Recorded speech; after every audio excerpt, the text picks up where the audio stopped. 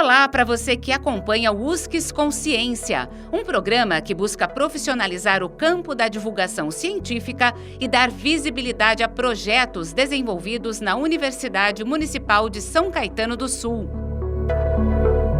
O USCS Consciência foi criado para conectar ciência e sociedade e se dedica à prática de divulgação científica a partir dos meios de comunicação em diferentes formatos e linguagens.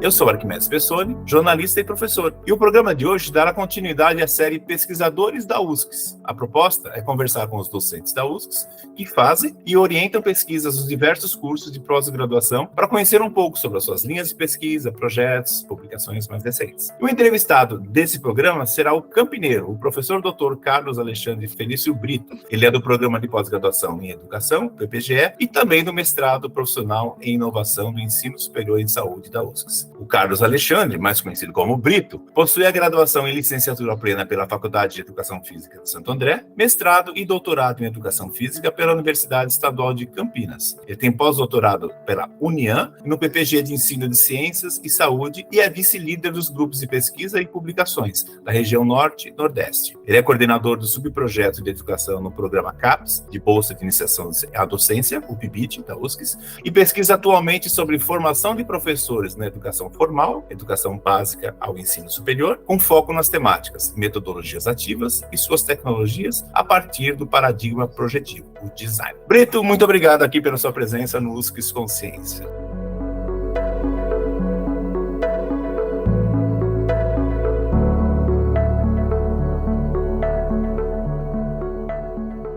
Obrigado, eu que agradeço aí a apresentação rápida, né?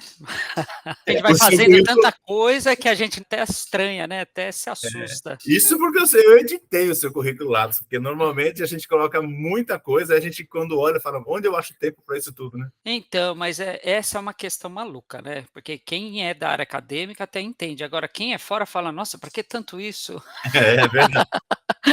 Agora, o que, assim, uma coisa que me pega, né? Eu conheço você, né? Para mim, você sempre referência em metodologias ativas. Sempre que eu penso em metodologia ativa, palavra-chave vem o Brito, né? Mas aí eu fui lá a tua formação, que é educação física. Isso. E uma coisa que é muito presente na pós, nos vários programas de pós, são pessoas formadas em educação física, né? Então, eu me lembro do Portela, do Ivo, né? De você, né? E aí eu fui olhar e falei, o que esse pessoal estudou que pode dar link com o que eles fazem? Aí eu fui lá ver o seu mestrado. Tanto o mestrado quanto o doutorado são ligados à natação. A natação. Então, o título lá do mestrado é o campo atrativo perceptual do nadar e a propulsão na natação. Aí, seu doutorado. E no mestrado foi o Programa Perceptivo Motor aplicado à habilidade de nadar na fase de aperfeiçoamento. Ok, por onde você nadou nesse período? Como é que você saiu da piscina e caiu na academia? Na academia, então. Isso é interessante, né? Porque eu fui técnico de natação. Então, assim, todo professor de educação física, ou ele vai para a academia, vai para a escola e assim sucessivamente. Mas quando eu estava focado na minha profissão, eu comecei a desejar ser técnico de natação. E meu objeto era ser técnico da seleção brasileira. E até então, eu tinha um ídolo, um ícone, que era o professor Alberto Clark, que era técnico do Gustavo Borges. E a gente se conhecia porque, na época, isso é 1992, no Clube Espéria, quando eu inicio com um clube forte mesmo, como técnico de natação, foi até head coach, mas daí a gente conhece o professor Alberto Clark. Só que, ao mesmo tempo, o professor Alberto Clark falava assim, olha, não deixe de estudar, porque se você não deixar de estudar, não adianta nada ter prática, ter resultado e você não saber por que esse conhecimento serviu ou não serviu. E daí eu ajudava muito a FAP, Federação Aquática Paulista, tinha a página 3 e escrevia sobre ciência, assim como a revista Nadar. E daí, assim, eu sempre tive uma queda de querer estudar, pesquisar. Em 1994, eu apresentei meu primeiro trabalho sobre treinamento de força na natação. Então, eu sempre me interessei pelo treinamento de força, principalmente a orientação russa, búlgara e tudo mais, porque eu achava mais diferente em termos de resultados. E o Brasil, ele tem na natação, não sei como é que está hoje, porque eu não pesquiso mais, mas na minha época, nadava-se muito, sabe? Nadador tinha que entrar de madrugada, eu era totalmente contra essa daí. Então, como diminuir o treinamento de madrugada? Põe treinamento de força, aumenta a intensidade. Então, quer dizer, e com isso eu diminui 17,2% da metragem semanal. E isso daí eu até divulguei na revista da CBD, CBDA, que foi até um apoio de um professor que era vice-presidente da CBDA. Então, quer dizer, se você for olhar, eu sempre estava estudando e pesquisando natação, mas ao mesmo tempo sempre teve o lado acadêmico. Então, sempre gostei de estar estudando, trabalhando, dando palestra, dando curso. E daí comecei até um colega meu que hoje ele fica na USP, né? Daí ele sempre estimulava, falou assim: pô, Brito, por que você não vem fazer o mestrado? Eu falei: vou fazer o quê? Que eu vou fazer mestrado? Não serve para nada isso aí.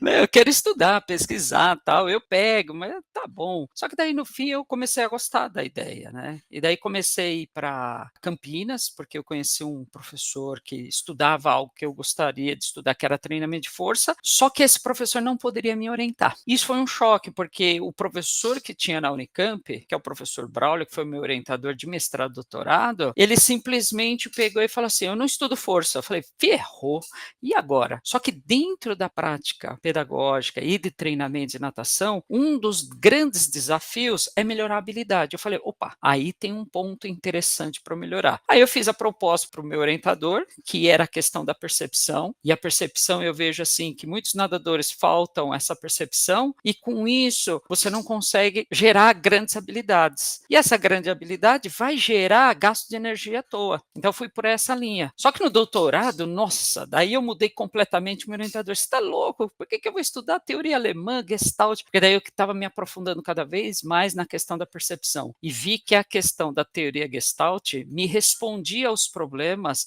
imediatos da pedagogia. Por isso que eu chamei CAP, Campo Atrativo e Perceptual do Nadar. E esse CAP, se você tiver conhecimento, o nadador tiver esse conhecimento, eu consigo me auto-organizar. E daí foi para os princípios organizadores. Ô, Brito, como é que era a tua vida? Assim, você trabalhava em São Paulo, estudava em Campinas, ou você mudou para Campinas porque... Não, exatamente, porque assim, eu não quis abrir mão do trabalho para ter bolsa. Isso daí foi até uma questão do meu orientador. Eu falei assim: não, Braulio, eu prefiro ficar nessa ida e volta de Campinas, mas não largar o emprego. Então, muitas vezes, o que eu larguei? Isso foi interessante, Arquimedes. Eu estava subindo, crescendo como técnico, né? E eu desci categoria. Aí todo mundo falou: mas Brito, você vai descer categoria? Eu falei assim: mas eu preciso estudar. E daí o que acontece? Descer categoria, nenhum técnico quer, né? Para você almejar ser técnico de natação, de seleção brasileira, você tem que pegar cada vez mais experiência e indo para frente. Eu desci porque eu queria ir para a Unicamp estudar. E daí foi muito interessante. E foi assim uma decisão que eu achei assim maluca, mas para mim foi muito assertivo. E você vê, a minha intuição estava gerando algo que eu não me arrependi de nada. Mas e o sonho do técnico da seleção? Como é que ficou? Então, eu não vejo assim como uma decepção. Por que eu não vejo como uma decepção? Porque eu começo a me realizar na área acadêmica. E daí a realização na área acadêmica, como eu começo a contato, principalmente, se ela fiz Centro de Estudos de Aptidão Física de São Caetano do Sul, qual foi meu primeiro congresso, em 1994, eu começo a ganhar uma dimensão e eu estouro assim com um colega meu em 1998, quando eu fui ver e ter contato com grandes pesquisadores da área da natação, que é o Biomechanic Medicine Swim, que foi lá na Finlândia, minha primeira viagem internacional, para apresentar meu trabalho de doutorado. Foi uma loucura, porque daí eu falei assim: nossa senhora, aí é outro mundo. Aí eu falei assim: não quero mais ser técnico. Gostou, né? Gostei. E daí a hora que você vai ver, todas aquelas pessoas que eu lia de artigo científico estavam nesse evento. Então, quer dizer, foi uma mudança de mindset muito grande, né? E isso daí trouxe, assim, uma ruptura muito forte. E daí comecei a me realizar também dando aula em faculdade, aí ferrou. Então, eu tô vendo aqui, né? O seu mestrado você concluiu em 2000 e o seu doutorado em 2005. 2005. E a USCS aparece na sua vida em 2002. É isso? Exatamente. Como é que foi a tua entrada na USCS? Você morava em São Paulo, você estava em Campinas e São Caetano, ok, que é do lado, mas como é que... Só que daí eu estava trabalhando também na FIRP, porque quando eu saí do Espéria, porque mudança de diretoria e tudo mais, eu me vi com um grande dilema. Vou para Sorocaba, que o Alberto Clar tinha me colocado para ir para Sorocaba, e eu arranjei um um trabalho numa academia de estética, cara. Olha que loucura. Porque era uma colega minha, não sei se você lembra daqueles, como é que chamava? Tony System. Você lembra disso? Aí o que aconteceu? Eu não acreditava nisso. Eu falei assim, nossa, mas isso aí não serve para nada. Aí eu falei, quer saber, Duma, eu tô desempregado mesmo, vamos embora, né? Daí eu fui trabalhar porque, ao mesmo tempo, eu tive a oportunidade de trabalhar na FIRP, Faculdade Integradas de Ribeirão Pires, que até nem existe mais. Minha primeira faculdade como professor de graduação. Aí foi outro choque, porque daí eu me envolvi muito, fui até coordenador. E nisso daí surgiu a oportunidade de estar na USCS. Por quê? Na época era IMES, né? E nessa época, o que acontece? Eu conheci o pessoal, principalmente o Ailton Figueira Júnior, né? Porque a gente se conhecia de Selafis e tudo mais, e prestei. E eu fiquei surpreso porque estava o professor Mansoldo. E o professor Mansoldo, eu só falei, nossa, dancei, né? Vou ficar em segundo.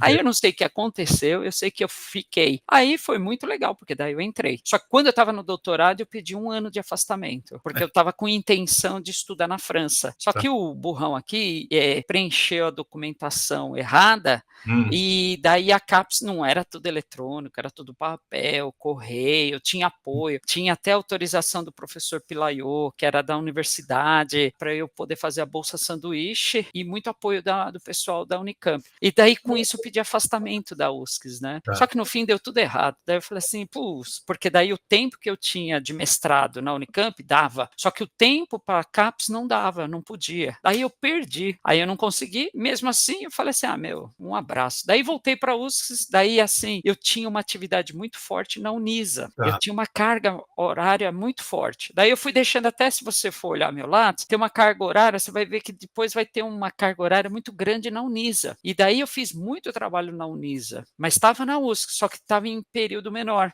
E daí, assim, teve toda essa modificação. Então eu ficava FEFISA, Unisa, e aí... O NIP, né? Você fez o NIP também, né? A Unip eu fiquei pouco tempo, né? Então eu pegava, assim, bem pouquinho tempo. A gente vai fazer um Uber do conhecimento, né? A gente vai passando...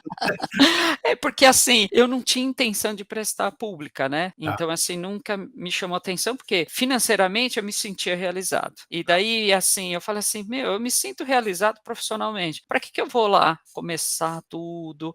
Eu ia baixar o salário. Eu falei assim, nossa, não tô a fim de abaixar, sabe? Você começa a construir a sua vida, daí começa casamento, daí eu falo assim, não vale, não vale. Daí é uma discussão não só minha, né, mas junto com a minha esposa, e eu acho que foi a melhor coisa, mas assertivo mesmo, né? E como é que entra? Bom, ok, então na USCS você foi aumentando sua carga gradativamente, Isso. mas você estava mais no curso de graduação. De educação física. Você chegava a lecionar em fisioterapia, essas coisas também? Não, ficava só no núcleo comum com metodologias da pesquisa, né? Pesquisa científica, que até o professor Milton também estava trabalhando e tudo mais. Então, de núcleo comum eu cheguei a pegar. Agora, os outros cursos nunca tive oportunidade, nunca me chamaram, mas também eu estava com umas disciplinas muito específicas, né? Que era natação, atividades aquáticas. Eu organizava muito a disciplina de TCC, então essas disciplinas que eu gostava mesmo, né? Então, assim, eu ficava bastante, me sentia satisfeito, não sentia necessidade da aula nos outros cursos, não. Ô, Brito, que você corre, eu sei que você corre, mas você nada ainda? Eu nado muito pouco hoje. Por quê? Não porque eu não goste, porque eu vejo que é mais fácil. Eu ponho um tênis, ponho um relógio, vou embora pra rua. Agora, nadar, eu tenho que pagar, ir até a academia, tomar banho, então você perde muito tempo. Então, assim, é mais por isso. Eu me lembro quando a gente conversou, você estava indo correr na Áustria, não era isso? Não, nós fomos para se chama Ginastrada. Então, na Áustria, a gente foi, assim, eu tive uma experiência com a família. Então, que é um GPT, né? O GPT é Ginástica para Todos. E daí eu sempre tive essa curiosidade. Na época, eu era aluno da universidade na FEFISA. Só que eu nunca entrei. Daí eu conheci a professora Cláudia, que é professora nossa no curso de Educação Física, e ela organizava o grupo de GPT. E daí o que acontece? Fui participar. E daí foi toda a família. Então ia eu, minha esposa e meus 2 filhos. E daí a gente foi para a Áustria. Então foi muito legal. Então foi para apresentação de ginástica. E logicamente você corria. Nossa, correr lá foi demais. É um visual que você fala, meu Deus, e um respeito. Você põe o pé na faixa, eles param. Aqui não, você põe o pé na faixa, eles aceleram, né? Com certeza, acertar. Agora, Brito, como é que foi a tua entrada para a pós da USCS? Quem te convidou e por quê? Você estava pesquisando alguma coisa? Como é que fica? Aparentemente, a sua produção devia estar, apesar de não ser de pós, você devia estar publicando, né? Exatamente. Então, eu publicava ao mesmo tempo com natação, mas quando eu entro na universidade, principalmente na Unisa, a gente tinha uma parceria muito grande com o pessoal da medicina e da fisioterapia, com ações de extensão. Então, o que a gente ia? Ia para Vargem Grande, a gente ia para as praças, então a gente tinha uma pegada de atividade física e saúde. E aí, se você for olhar, tem algumas produções minhas sobre isso, sem ser natação. Então, como olhar atividade física e saúde. E, para grande surpresa, quando eu fui chamado no PPGS, ou seja, no Programa de Ensino e Saúde, foi uma surpresa, porque a professora que me chamou, né, falou assim, ô Brito, vem para o curso. Eu falei assim, eu? O que eu tenho a ver com esse curso? Eu não entendia a ideia. Não, você tem tudo a ver, que não sei o que. Eu falei assim, nossa, mas metodologia ativa? Eu não entendo nada de metodologia ativa, não entendia aonde estava a minha possibilidade de contribuição. Aí depois ela fez enxergar que era nessa perspectiva e assim sucessivamente. Daí foi muito interessante, porque daí eu falei assim, nossa, eu nem imaginava que nessa perspectiva da onde eu estava trabalhando com ensino em saúde. Só que na minha cabeça eu estava em atividade física, né, numa outra ideia mais centrada, que eu não estava percebendo que eu estava fazendo uma modificação de comportamento. E eu até trabalhava com o MC, né, que é os estágios de mudança de comportamento, que é o modelo de Prochaska e Clemente. Aí eu falei assim, nossa, e sabe quando nem cai a ficha? E agora foi interessante, porque daí a gente teve que ter uma imersão, né, de metodologias ativas, né, professor Arquimedes? Aí o que acontece? Aí eu me surpreendi, porque daí eu comecei a querer aplicar em sala de aula na graduação. E isso foi muito bacana, porque eu falei assim, para eu entender, eu preciso aplicar. Então, se eu não tiver essa experiência, como é que eu vou acreditar que aquilo de fato faz parte? Daí comecei a experimentar em sala de aula. Aí, como você falou no começo, eu gostei das metodologias ativas e comecei a olhar e criar junto com a tecnologia, porque na época ninguém usava o Google Sala de Aula. Eu comecei a ir fuçar outras formas de ensinar para deixar a aula menos chata, né? Ou Eu me lembro que você vinha sempre com uma sugestão de aplicativo, de alguma coisa, né? E o pessoal, né, ainda não, aula GLS, né? GLS, exatamente. Né? Mas então você teve uma dúvida no começo sobre metodologia ativa, porque eu me senti assim, será que só eu acho que não funciona em tudo de tudo, né? Porque existem os deslumbrados, né, que acham aqui, a metodologia ativa até para fazer feira você usa. Não, peraí, não é bem assim, depende para quê e com que público, né? Exatamente. Mas na saúde é tranquilo. Sim. Eu vejo assim, na saúde é tranquilo. As metodologias ativas? Sim. Eu não vejo ainda não, viu, Arquimedes? Porque medicina me parece que o curso todo é quase metodologia ativa. Sim, o curso... Né? Então, se a gente falar de USCs, a gente vai olhar que a medicina, porque ela foi organizada em PBL, Problem Based Learning, articulada na sua matriz curricular. Agora, você vê os outros cursos, tem pegadas, mas não que o curso esteja, o corpo docente, todo alinhado sobre essa questão. Então, eu não vejo. Agora, você fala assim, isso é uma questão da USCs? Não é. Eu acabei de fazer uma assessoria, né, e agora a gente está colhendo frutos lá para a universidade, lá para a USP, né, na saúde pública, no curso de nutrição. Aí uma colega minha, que é essa professora que eu fiz o pós-doc, ela me chamou para fazer uma assessoria para a professora Dirce Marchione, que é da nutrição, com a disciplina de epidemiologia nutricional. Por quê? Eles estão discutindo ainda as metodologias ativas. Eles nem implantaram. Aí eu fui lá, eu falei assim, nossa, ai Brito, desculpa que eu estou trazendo você para esse abacaxi. Eu falei, não, se a gente puder firmar essa parceria e eu poder colocar na famosa sucupira, tá tudo em ordem. Valeu esforço. Já valeu. Daí a gente começou. E daí começou a aplicar. Arquimedes foi muito legal. Aí aplicamos e ela viu. Daí trouxe abordagem qualitativa, que é uma professora que só pensava de forma quantitativa. Olha. Então, assim, foi uma formação para ela e para o LAC, que é o grupo de pesquisa dela. E hoje, olha, pasme, nós já mandamos 2 trabalhos para o CONBRAN, que é o Congresso Brasileiro de Nutrição, sobre metodologias ativas e sobre os conhecimentos prévios dos alunos, por que eles escolheram a nutrição. Então, você vê, é muito legal, muito diferente. Então, eu vejo assim, olha, para mim ainda não está muito claro, não, né? Essa experiência pode estar mais divulgado, mais popularizado, mas tem muita gente que ainda desconhece. Não, eu vejo entre os colegas, parece que soa semiótica para alguns. Né? Isso, Semiótica, exatamente. mas não é bem igual química para mim. Não adianta falar em química, eu não entendo, entendeu?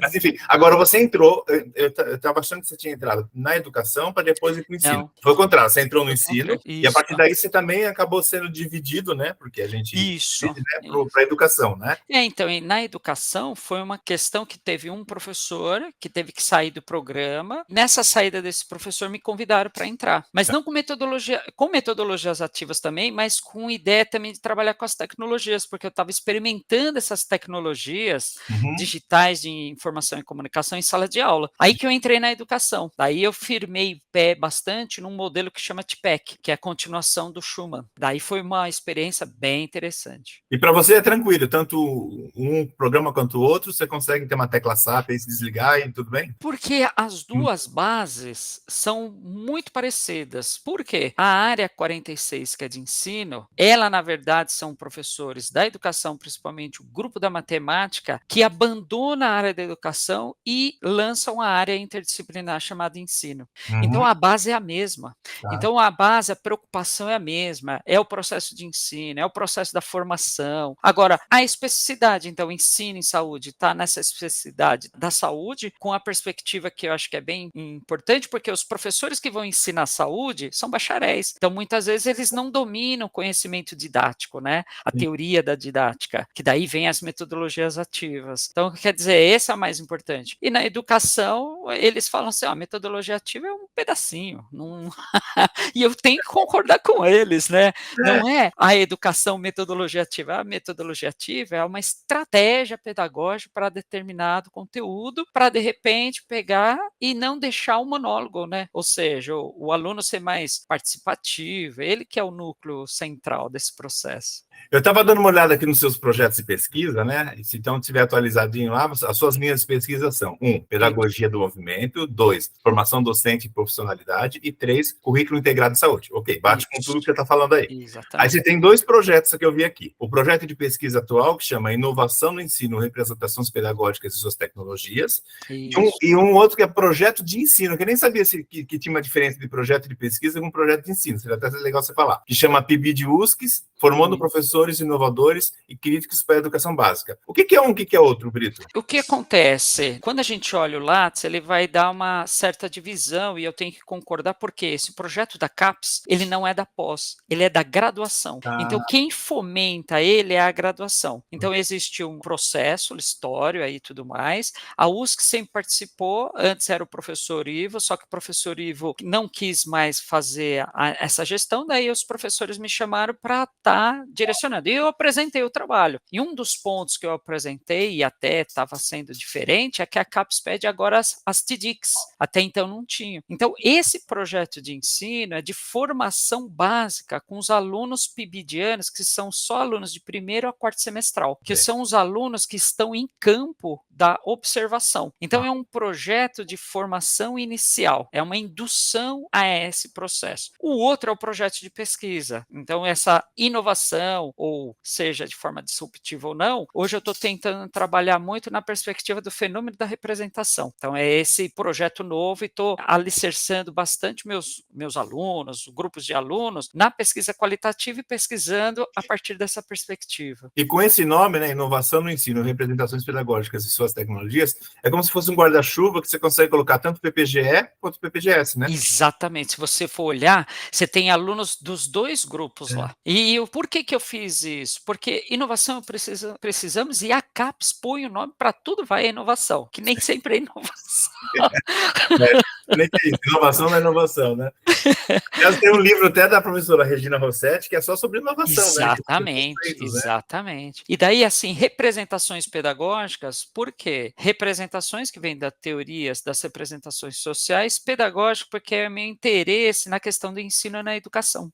E a questões das tecnologias é que não tem como, a gente não tem como ter volta dela, né? Então, a gente, assim, se não fosse ela, a gente não estaria aqui. Esse momento é um momento ímpar. Veja, veio a pandemia, foi triste, Sim. mas veja o quanto que ela foi importante. Veja agora Equador, aquela bagunça toda. Veja, acabou, de repente, vai o ensino remoto. Sim. Né? Na hora. Então, quer dizer, quando que ia pensar que o ensino ia poder fazer isso? Então, Não é pelo teve amor, é pela o dor. lado negativo, né, que foi as mortes e tudo mais, mas o lado positivo foi que a gente viu que é possível. Então, hoje, de repente, eu não poderia ir até o teu espaço e tudo mais, e cada um dentro do seu espaço, né, de forma midiática, a gente está conseguindo fazer essa entrevista. Então, é bárbaro isso. Ô, Brito, tem uma coisa que está aqui registrado, que eu não sei se você ainda está dizendo que desde 2011 você tem experiência de editor na Revista Brasileira de Ciências e Saúde. Você ainda... Nossa, mas eu fechei, não fechei isso, então não, eu preciso de 2011 fechar. é atual. Eu falei, será que ele Não, tô continua fora.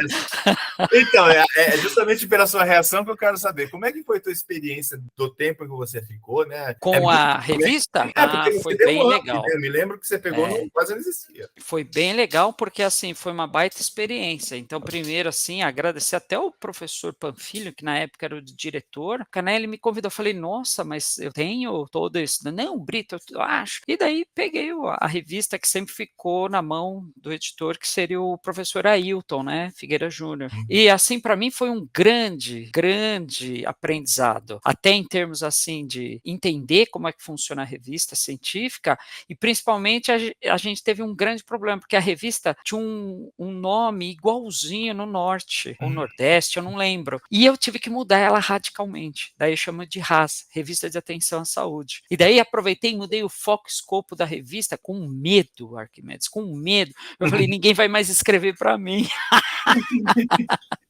E no fim ela está aí, hoje está sendo editada como editora aí para o professor Portela. Então, assim, eu acho que eu fiquei 11 anos nessa revista. Então foi muito bacana, aprendi bastante. E você deixou para o Portela isso? Isso. E ele fala com você até hoje? Falem. Nossa, que presente!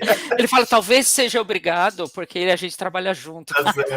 Não, mas assim, eu também já fui editor de outra, mas assim, acho que a grande problema nosso é a questão dos avaliadores, né? Porque a gente, às vezes, manda, a pessoa não avalia, você fica... Aí começa a atrasar, aí o pessoal fala que você demora, e, enfim, o processo é complicado, né? Mas, enfim... Então, o processo é complicado porque não é profissional. Pois é. Então, eu vejo assim... Não se ganha para isso, né? Então você vê, tem o editor, eu gosto muito do editor da Revista Ibero-Americana de Educação. E daí você acompanha ele no YouTube, ele tem várias estratégias. E um dos quesitos que ele pôs, que é da Unesp, ele fez se tornar a revista profissional, todo mundo recebe. Nossa, eu falo assim, nossa. Aí tem fila. E você entendeu? E hoje ela é uma A1, extremamente respeitada. E eu acho assim, o que ele conseguiu fazer na revista, eu acho que deveria ser todas as revistas, porque é um trabalho muito, muito desgastante. Né? Para o avaliador, para todo mundo. Ô, Brito, olha lá, se está atualizado, você tem artigos completos publicados em periódicos 48, livros publicados organizados 3, capítulos de livros 20. São seus filhotes. Tem algum aí que você curte mais? Você, puxa, eu queria destacar esse, assim, que me representa. Porque na época, se a gente for colocar currículo Lattes aí, que você colocou desde a minha entrada, né, na natação, primeiro é o capítulo de livro de Biomecânica e Medicine Swim, porque foi quando eu consegui publicar que eu estava criando um teste para detecção de velocidade máxima dos nadadores. É o teste 15, é meu e de um professor, colega da UEPA. Então, a gente validou esse teste simples que serve para como diagnosticar a velocidade e potência máxima do nadador.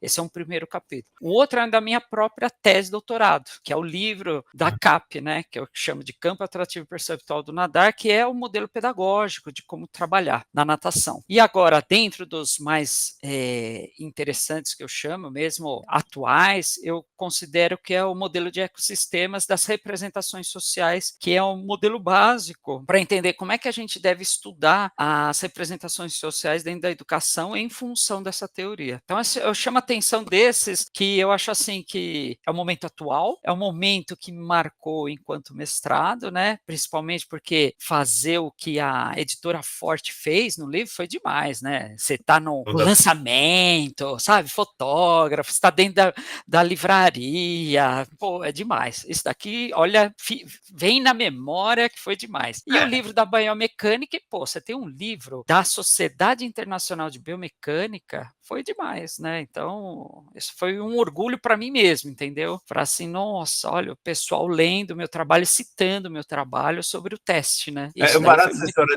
de me citar, quando você falou que você foi para determinado evento, você encontrou pessoas, é uma tietagem acadêmica, né? Às vezes a pessoa vem, ela, você que é o professor, porque eu li um artigo seu, eu falei, esse é o problema. Aí eu me lembro do Zé Marcos e Mera, o problema da gente escrever é que as pessoas leem, né? Então, era mais um trabalho para a pessoa assim, olha, como você pensou? Eu falei, nossa, eu não lembro nem o que eu escrevi, esse é o problema.